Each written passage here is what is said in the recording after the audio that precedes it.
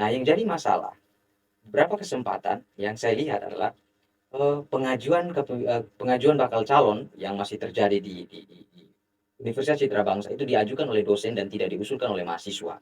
Nah, ini satu kesalahan berpikir yang seharusnya kita perbaiki, bahwa suara mahasiswa itu adalah mutlak ya. Penting memilih pemimpin yang memiliki kecerdasan emosional dan kecerdasan sosial yang baik. Itu dulu, Kak.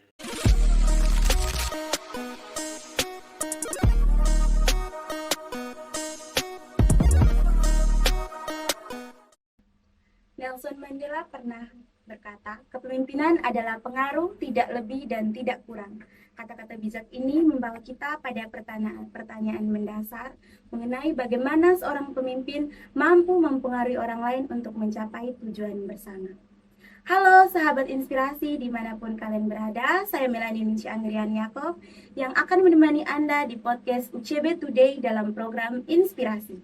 Yang muda yang bicara karena kita citra bangsa. Di episode kali ini kita akan membahas mengenai dunia kepemimpinan. Kita akan mengupas tuntas aspek dalam kepemimpinan, mulai dari kualitas yang dibutuhkan seorang pemimpin hingga tantangan-tantangan yang dihadapi dalam memimpin. Dan pada saat ini saya tidak sendirian, saya bersama Kak Godel Maulaku, di mana beliau adalah seorang pemimpin dari organisasi Mapala, mahasiswa pencinta alam Universitas Citra Bangsa. Halo Kak Godel, selamat malam. Halo Kak Anggi, selamat malam. Apa kabar Kak? Baik, Kak Anggi sendiri bagaimana kabarnya? Baik? Puji Tuhan, Syukurlah. baik. Terima kasih Kak sudah menyempatkan waktu untuk datangnya pada saat ini. Siap. Kalau boleh tahu kesibukannya Kak Godel sekarang selain dari perkuliahan dan organisasi apa sih Kak? Untuk sementara saya bergerak di isu sosial dan lingkungan. Saya menginisiasi sebuah program penanaman 1.000 bambu di Pulau Timur, dan di tanggal 17 Oktober nanti saya akan berangkat ke Jakarta Selatan, tepatnya di Salihara Art Center. Di sana akan bertemu dengan 100 pemuda, untuk 100 pemuda yang membawa inovasi sosial dari seluruh Indonesia. Di sana kita akan bicarakan dan berembuk bagaimana kemudian melakukan perubahan dalam gerakan masyarakat sipil lewat pendekatan ekosistem. Seperti itu sih, Kak. Wow, sangat menginspirasi ya Kak Go ya. Semoga teman-teman inspirasi di rumah juga bisa ya mengikuti contoh yang Kak Go sampaikan tadi. Oke. Kak Go, pada kesempatan ini mungkin kita akan membahas mengenai kepemimpinan, dan mungkin lebih awal kita bertanya tentang menurut Kak Go sendiri definisi kepemimpinan yang baik itu seperti apa sih Kak?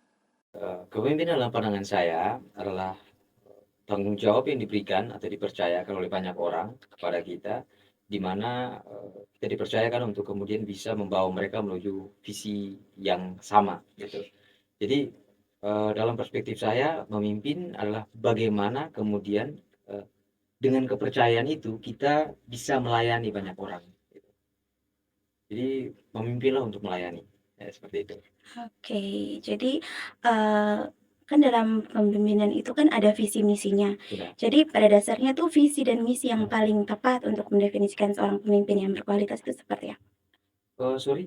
Visi dan misi yang paling tepat Untuk mendefinisikan. mendefinisikan seorang kepemimpinan yang berkualitas Oke, itu seperti oke.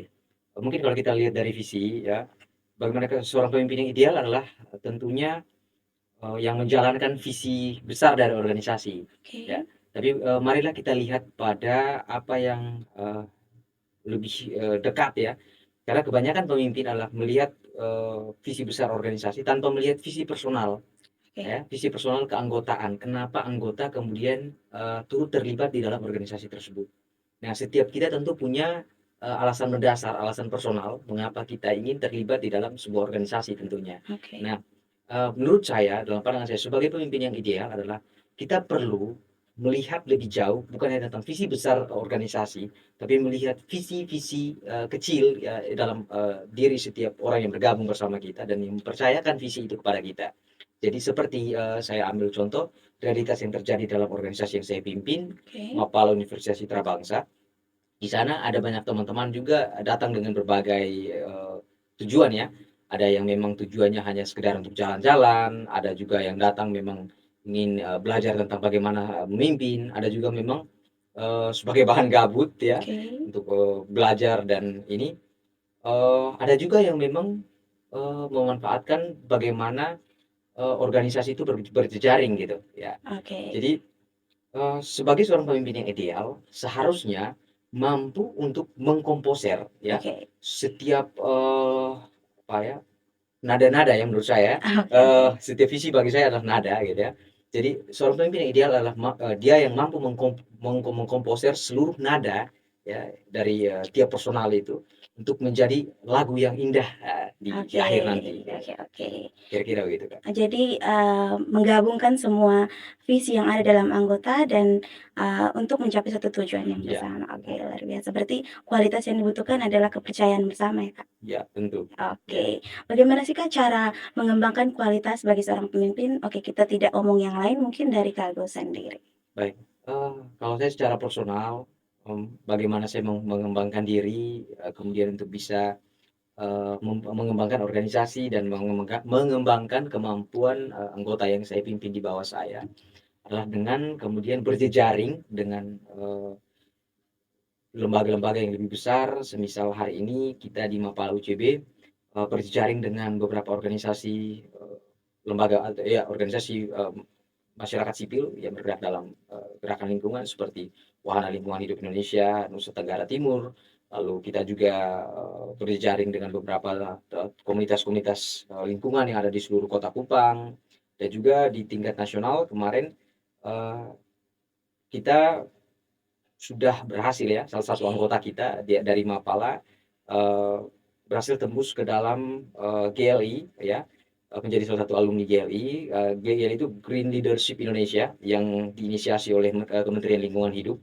Jadi di sana mereka kemudian dididik dalam perspektif lingkungan, bagaimana memimpin dalam perspektif lingkungan selama 6 bulan, dan berakhir dengan diwisudakan di kantor, di Kementerian Lingkungan Hidup gitu. Jadi kita sudah sampai pada tingkatan itu. Maksudnya adalah kembali pada pertanyaan tadi bahwa bagaimana mengembangkan ya. Iya, Jadi betul sekali. saya selalu berusaha untuk berjejaring dengan lembaga-lembaga yang lebih besar, itu jawabannya. Oke. Untuk kemudian jaringan-jaringan yang sudah dibangun tadi eee, kita bagikan dan kita usahakan untuk menjadi manfaat bagi anggota-anggota kita di Mapala, seperti itu. Jadi pada dasarnya itu memimpin itu sebenarnya bukan hal yang, sangat mudah ya, Kak, memikul Iya, tanggung jawab yang iya, sangat besar iya, dan dia tidak tinggal diam dong berarti. benar. Oke, berarti dia itu bergerak ke sana kemari untuk mencari, jaringan-jaringan yang dapat membentuk organisasi untuk semakin luas. Iya, betul, betul. Oke, jadi, di situ kan pasti ada ketidaksetujuan atau ada pandangan-pandangan lain dari anggota, bagaimana Kak Go mengatasi hal-hal yang seperti itu? Oke. Ya, pandangan-pandangan, eee, ya perselisihan dalam organisasi Oke, itu sering terjadi, itu hal yang normal, saya kira iya, semua kita sepakat dengan itu. iya betul sekali. Nah, bagaimana kemudian saya mengatasi teman-teman yang tidak sepaham, yang tidak sejalan. Pertama saya akan bertanya ya, tentu kita kita harus tahu alasan kenapa dia tidak sepakat gitu kan. Betul ya, Kalau kita sudah tahu kenapa dia tidak sepakat, dari situ oke. kita bisa kemudian jelaskan kenapa kita buat A ya. Karena tujuan kita ada gitu kan. Oke, Misalkan kenapa kita buat, plan A gitu, atau kenapa kita berjaring dengan lembaga A, oke, ya. Kita punya plan sebenarnya kan. Jadi itu kita jelaskan secara terperinci biar bisa dimengerti dan dipahami sama anggota. Kalau memang, eee apa ya, biasanya saya coba coba ngomongnya itu secara personal ya, oke. agar lebih masuk. Tapi kalau misalkan itu membutuhkan, pembicaraan yang lebih luas, maka saya akan singgung itu di dalam beberapa evaluasi supaya, menjadi, apa ya, pengetahuan bagi seluruh anggota gitu. Oke, betul Kira-kira sekali. begitu, Kak. Itu bisa digarisbawahi bahwa, kepemimpinan itu tidak hanya dilihat dari visi awal kan, Ya, bagaimana dia ingin menjadi seorang pemimpin, jadi pada dasarnya kualitasnya kualitasnya setelah dia terpilih berarti ya, Kak, ya. Oke, kita mungkin masuk ke lingkungan-lingkungan kita yang sekarang di mana seperti yang kita lihat bahwa UCB sendiri itu punya beberapa organisasi yang ada di dalamnya, bagaimana pandangan Kak Godel mengenai, kepemimpinan-kepemimpinan dari setiap organisasi ini? baik, kalau menurut saya, menurut pandangan saya pribadi, terkait dengan model kepemimpinan yang ada di banyak organisasi yang ada di UCB, eee, cukup baik.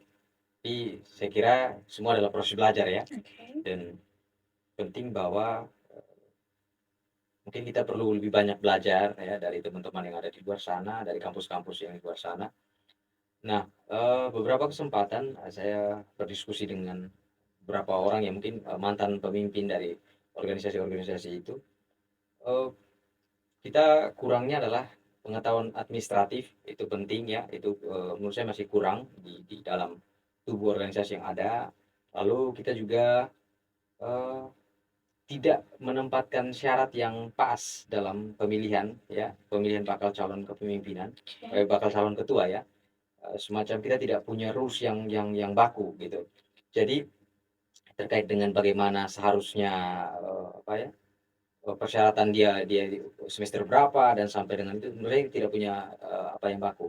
Kalau dulu saya tahu saya ya di UCB itu punya punya program pelatihan kepemimpinan.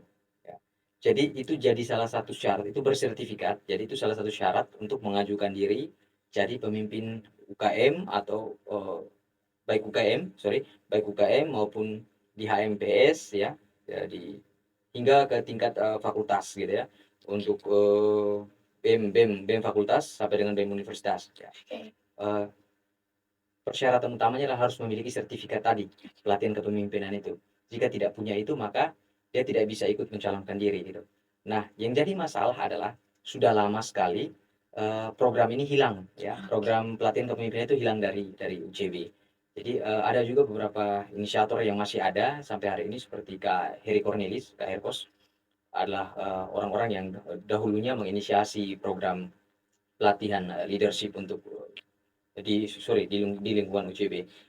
Saya kira baik adanya apabila kita kembali mengadakan program pelatihan kepemimpinan ini dengan tujuan kita membekali ya setiap mahasiswa itu dengan bekal kepemimpinan yang baik sehingga ketika dia berinisiatif untuk mengajukan diri sebagai bakal calon pemimpin baik itu di UKM hingga pada tingkat fakultas atau universitas ya, sebagai BEM dia punya bekal dasar gimana kemampuan manajemen emosi, gimana kemudian kemampuan mengendalikan massa, kemampuan administratif. Nah, hal-hal ini hal-hal yang paling urgent ya dalam pergerakan apalagi kita sebagai mahasiswa yang akademis gitu. Saya kira begitu Kak.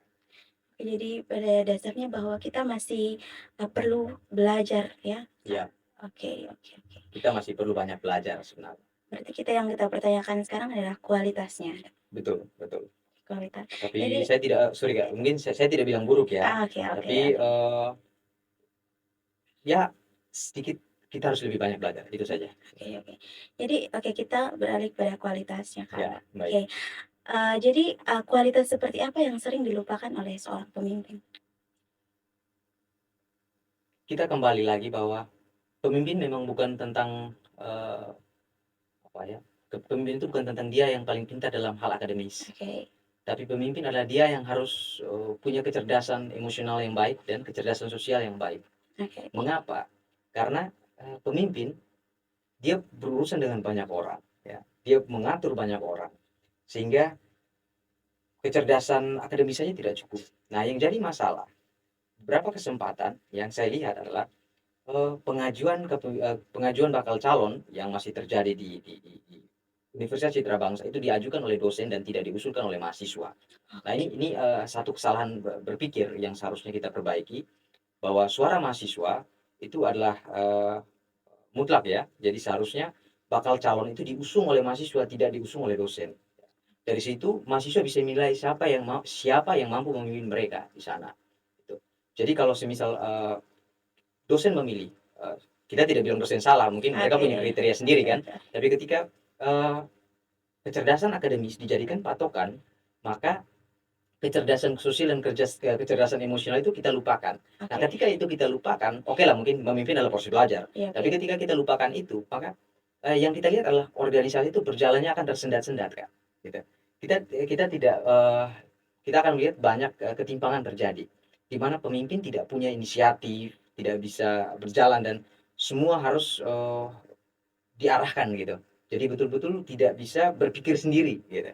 Nah, sehingga saya kira penting bahwa kita dalam lingkup UCB harus melihat bagaimana penting memilih pemimpin yang memiliki kecerdasan emosional dan kecerdasan sosial yang baik. Itu dulu, Kak. Oke. Mungkin kita beralih ke topik yang mungkin Kak Gus sendiri pernah dengar bahwa kepemimpinan itu pelayan dan perintah. Jadi Kak Gus lebih setuju yang ke arah mana ini? Saya lebih setuju memimpin adalah pelayan sebenarnya ketimbang memimpin adalah perintah. Karena kalau memimpin adalah perintah, apa bedanya dengan bos kan? Oke. Gitu. Kalau bos akan bilang, saya akan lakukan ini, gitu ya. Oh, oke. Tapi kalau pemimpin, mari kita lakukan ini, ya. Pemimpin itu selalu mengajak, ya. Berinisiatif mengajak untuk kemudian bisa membangun anggotanya ke arah yang lebih baik. Oke. Nah, beda sama bos ya, yang memerintah tadi. Gitu. Kalau bos ya, kau kerja ini ya, semacam bos akan mengejar validasi semata, Oke. bukan tentang ini. Sedangkan memimpin seharusnya adalah keberhasilan organisasi adalah keberhasilan anggota, Oke. kegagalan organisasi adalah kegagalan pemimpinnya. Gitu. Seperti itu sih, Kak. Oke, jadi kita setuju dong kepada Nelson Mandela tadi yang mengatakan bahwa kepemimpinan itu adalah pengaruh, di mana kita bisa mengajak banyak orang untuk ikut bersama untuk mencapai tujuan yang sama. Benar. Oke sekali. Teori mengatakan bahwa kepemimpinan atau pemimpin itu lahir dari 3 hal ini tuh. Yang pertama itu genetik, yang kedua itu sosial, dan yang ketiga itu ekologi. Di mana genetik itu sendiri itu dipengaruhi oleh keluarga. Misalnya mungkin bapak atau ibu, yang kedua itu sosial, dipengaruhi oleh lingkungannya seperti organisasi atau lingkungan-lingkungan yang sekitar yang mempengaruhi dia untuk menjadi seorang pemimpin, dan yang ketiga itu ekologi, gabungan dari genetik dan sosial itu sendiri. Jadi Kak Godel apakah setuju atau punya pandangan lain mengenai itu, dan kalaupun setuju mengapa? Saya sepakat dengan pemimpin itu lahir karena prinsip ekologi tadi, bahwa pendidikan mulai dari keluarga, kemudian ada di lingkungan sosial yang akhirnya kemudian membentuk seorang pemimpin gitu. Nah, kita punya contoh konkret sebenarnya yang tidak perlu jauh-jauh kita lihat. Kita bisa melihat Bu Yesi, misalkan Ibu Yesi Lianto, di mana beliau adalah seorang perempuan yang lahir dari keluarga pemimpin juga dan sekaligus pebisnis, Pak Paul Lianto, ya. Kita tahu itu, bahwa beliau adalah seorang sosok ya, the founding father, salah satu founding father di Nusa Tenggara Timur, di mana berhasil ya membentuk seorang Ibu Yesi yang kemarin sempat bertarung sebagai salah seorang perempuan muda yang bertarung dalam acara pesta politik ya, pesta politik ya. Sorry, pesta rakyat ya, pesta politik dalam pemilu sebagai caleg DPR RI. Jadi kita bisa lihat itu contoh-contoh kecil yang bisa menunjukkan bahwa pemimpin sebenarnya dilahirkan dari saya sepakat dengan konsep pemimpin itu lahir karena konsep ekologi tadi. Oke. Jadi perlu digarisbawahi bahwa kalau misalnya kita terlahir dari keluarga yang memang ada jiwa kepemimpinan, kita juga perlu dong untuk ikut dalam bidang sosialnya, di mana kita harus bergabung dengan organisasi itu sebagai bekal tambahan kan Kak. Oke, jadi sekarang kita mungkin agak pertanyaan pribadi ya Kak ya. Ini Siap. tantangan apa sih Kak yang Kakak hadapi dalam organisasi MAPAL itu sendiri yang sering terjadi? Dan bagaimana cara mengatasinya? Oke, kalau terkait tantangan yang ada di dalam organisasi Mapala, rata-rata sama seperti halnya organisasi-organisasi lain ya, perbedaan pendapat ya, itu hal-hal yang sebenarnya ini mungkin juga seperti egoisme pribadi ya, ego pribadi itu, apalagi di Mapala kan kita lebih banyak kegiatannya di outdoor kan, semisal kita mendaki. Nah, hal-hal ini sebenarnya jadi kendala juga dan sekaligus sebagai tantangan yang harus kita kalahkan gitu. Jadi semisal perbedaan pendapat, kita pernah dalam satu kesempatan ketika dalam pendakian kita cekcok itu di lereng gunung. Itu kejadian di Fatuliu waktu itu. Ketika kita mendaki dan kita sempat cekcok karena perbedaan pendapat soal siapa sweeper dan siapa navigatornya gitu.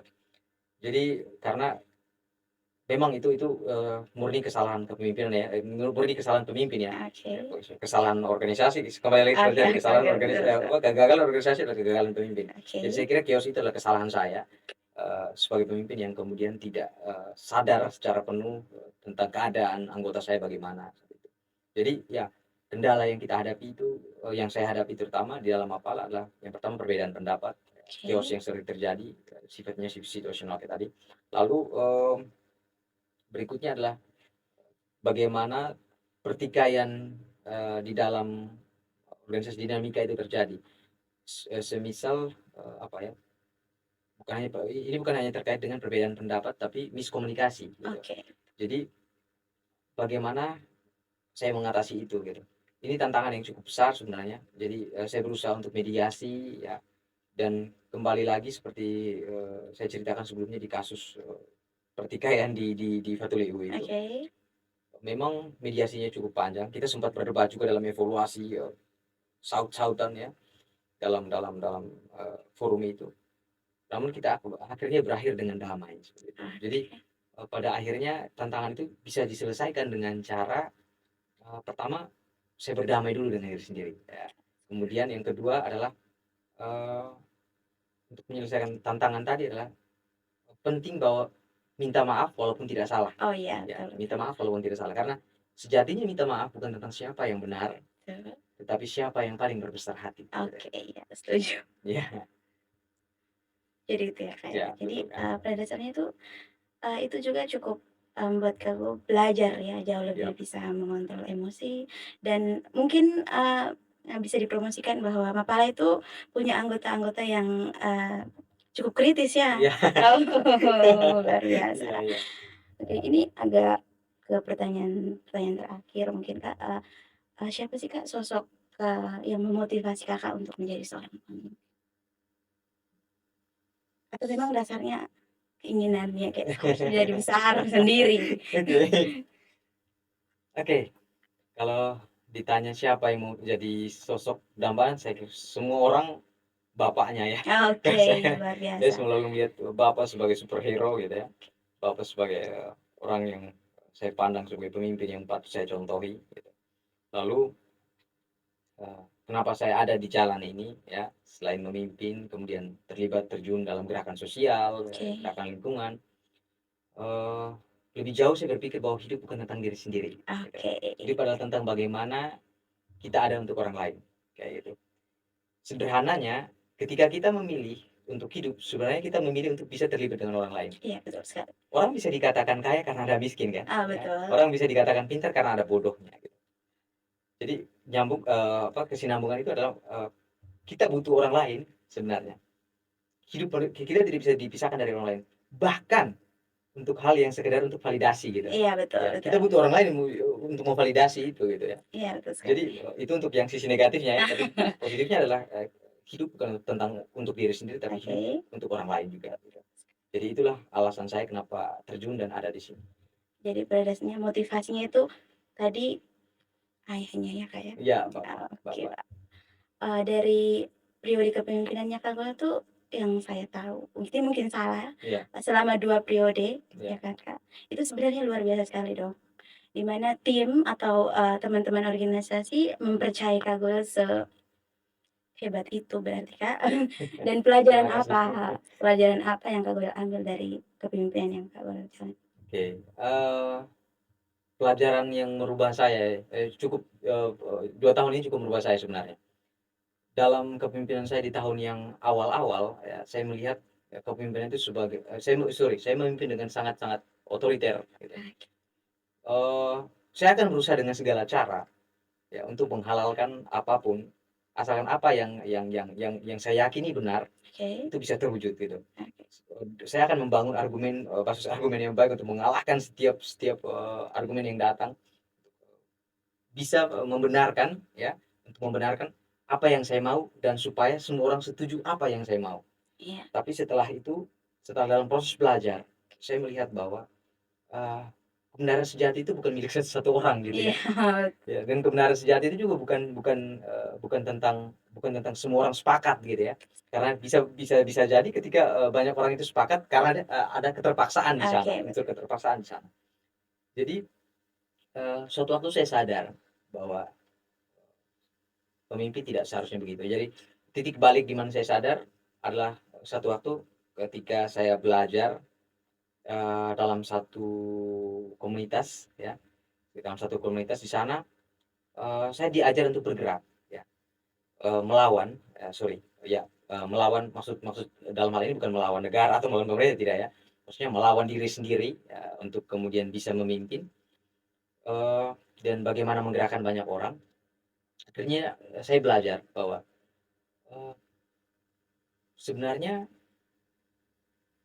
kemenangan yang baik ya, atau keberhasilan yang baik dalam memimpin adalah keberhasilan bersama Iya, ya, betul. kemenangan bersama, bukan kemenangan sendiri-sendiri. Pemimpin itu bukan tentang bagaimana semua orang tunduk pada apa yang kita mau, tetapi kita bisa mengakomodir semua kemauan itu. Nah, Oke. gitu. Dan juga titik balik itu mengajarkan saya bahwa pemimpin itu seharusnya saya bisa lebih banyak mendengarkan. Oke. Jadi kembali ke hal tadi, kepemimpinan itu pelayan. Pelayan, benar, Oke, benar, benar. kepemimpinan itu pelayan. Mungkin kita kembali untuk refleksi ya, Kak, ya. Momen paling indah dan paling mengharukan ya Iya, iya. mungkin dalam Oke, oke, oke. kepemimpinan Kak itu apa sih? Iya, momen paling mengharukan. Saya mungkin sedikit cerita ya, di Oke. tahun kemarin di 2023, saya sempat lupa ulang tahun saya di saat Oke. kita kegiatan. Ya, eee, itu dalam keadaan gelap, saya jarang sekali menangis ya, Oh, mungkin mungkin hampir hampir tidak mau menangis di banyak orang, ya. Bukan hampir tidak pernah menangis di banyak orang gitu ya. Tapi kesempatan itu saya menangis ya. wow, Saya luar harus biasa. bicara dengan sadar dan jujur saya menangis saat itu. Wow, Jadi, itu terjadi ketika kita pendidikan dasar, oke. adik-adik di Mapala, waktu itu namanya Diksar, tingkat dasar. Nah, saat itu di malam puncak itu bertepatan dengan ulang tahun, bertepatan dengan ulang tahun saya. Memang, di siang hari itu sempat ada chaos antara kepanitiaan, biasalah dinamika dalam organisasi. Nah, tapi tanpa sepengetahuan saya itu diakali, ketidaksengajaan itu akhirnya diakali lagi ya, kemudian untuk, buat dinamika yang lebih besar. Oke. Jadi ceritanya adalah, saya lupa bahwa hari itu saya ulang tahun. Kenapa? Karena ketika ulang tahun itu saya ingat dengan baik, malamnya itu saya di tengah hutan, jadi kita ceritanya di tengah hutan. Terus, besoknya paginya, karena kesibukan, terus saya lupa lagi, ya ulang tahun. Ditelepon sama mama, "Selamat ulang tahun." Oh ya, Oke. setelah ditelepon saya lupa kalau hari itu saya ulang tahun. Akhirnya, saat malam, teman-teman, apa, buatlah dinamika di mana mereka berkelahi sesama panitia, di mana di sana dihadirkan juga teman-teman Mapala dari luar, Mapala Undana yang kebetulan, kita undang dalam dalam, kegiatan itu. Saya sebagai pemimpin sudah sangat malu saat itu, karena saya tidak Oke. tahu kalau itu bagian dari dinamika gitu. Sangat-sangat malu. Saya berusaha untuk melerai, oke. Dan pada akhirnya ternyata itu setelah saya tahu itu settingan mereka, saya kaget ya, Oke. saya kaget dan menangis terseduh-seduh gitu. Eee, ini bukan tentang soal, saya secara pribadi, tapi saya percaya bahwa kita berhasil membentuk teman-teman, melihat lebih detail, ke dalam setiap orang, bagaimana mereka mencintai, mereka saling mencintai sebagai saudara, Oke. sampai, punya jiwa korsa yang luar biasa, dan itu yang buat saya tersentuh. Jadi saya merasa saya punya banyak saudara dalam dalam Oke. dalam dalam sorry, saya merasa teman-teman saya itu, lebih lebih punya kedekatan yang luar biasa dan saya tidak terbayangkan, saya bisa tertipu, saat itu gitu. Saya tidak terbayangkan bisa tertipu saat itu dan akhirnya ya Wow. ya berhasil. Gitu ya. Oke, sangat Itu solidaritas ya, itu sekali. mengharukan sekali menurut saya. Mengharukan sekali. Itu lebih ke, keluarga yang punya tujuan yang Iya, sama. keluarga ini itu ya. Tujuan yang sama. Oke. Kak pernah merasa bahwa Kak ada di titik kegagalan mungkin dalam mengajak teman-teman atau mengkoordinir teman-teman? Dalam banyak kesempatan saya rasa saya sering mengalami itu ya, Oke. di mana di titik teman-teman tidak mendengarkan ya, bukan tidak mendengarkan ya, tapi teman-teman penuh dengan kesibukan yang akhirnya tidak bisa membagi waktu. Nah, di sana di titik itu saya merasa saya tidak didengarkan, padahal konsepnya saya salah gitu ya. Eee, Pernah ada seorang teman yang bilang ke saya bahwa ketika kita merasa tidak dicintai dengan cara yang tidak kita inginkan, bukan Oke. berarti kita tidak dicintai gitu Wow, ya. betul betul Jadi, sekali. kalau tarik ke sana berarti, eee, di saat kita ngomong dan tidak ada yang lurus bukan bukan berarti kita tidak Iya, betul. didengarkan, tapi barangkali di saat yang bersamaan orang yang sedang kita ajak bicara sedang sibuk mengerjakan sesuatu gitu. Oke. Jadi ya itu yang menjadi titik-titik, menurut saya merasa gagal dalam ini dan ya begitu, Kak. Semoga teman-teman Mapala menonton ini ya dan mendengarkan keluh kesah Siap dari siap siap siap. ketua organisasi ini. Oke, mungkin ini kesempatan untuk ya bagi teman-teman inspirasi di luar sana mungkin bisa bergabung di Mapala. Mungkin Kak Go mau mempromosikan Mapala? Oke, kita sementara membuka pendaftaran anggota baru untuk, Letting 5 di Mapala Universitas Citra Bangsa yang akan berlangsung di bulan November dan perekrutan ini akan berlangsung, beberapa tahap, di antaranya tahap wawancara dan juga berlangsung ke dalam, pendidikan dalam ruangan dan setelahnya kita akan melangsungkan pendidikan luar ruangan selama 3 hari, untuk kemudian, melatih, mental dan, psikis ya teman-teman ya, untuk mempersiapkan teman-teman sebagai, orang-orang yang hebat di waktu yang akan datang, baik itu dalam hal-hal taktis maupun hal-hal yang akademis, seperti itu. Oke. Oh, permintaan terakhir Kak mungkin di harapan Kak Godel untuk generasi. Generasi itu kan berarti pemimpin yang akan datang tuh Kak. Harapannya apa sih Kak? Ya, barangkali setiap pemimpin dengan caranya masing-masing Oke. punya punya punya visi, apa, punya punya gaya kepemimpinan masing-masing. Harapan saya adalah, mmm, kalau bisa berkembanglah di banyak, isu ya, jangan membatasi diri, seperti kalau kita bergerak di lingkungan, berarti lingkungan saja, tidak seperti Oke. itu. Tapi marilah kita peduli hal yang lebih besar karena, kita adalah manusia dan bicara tentang kemanusiaan ada banyak isu yang bisa kita bahas. Oke. Saya kira begitu. Baik, terima kasih Kak Godel, untuk materinya ya, untuk, pengalamannya juga, harapan-harapannya juga.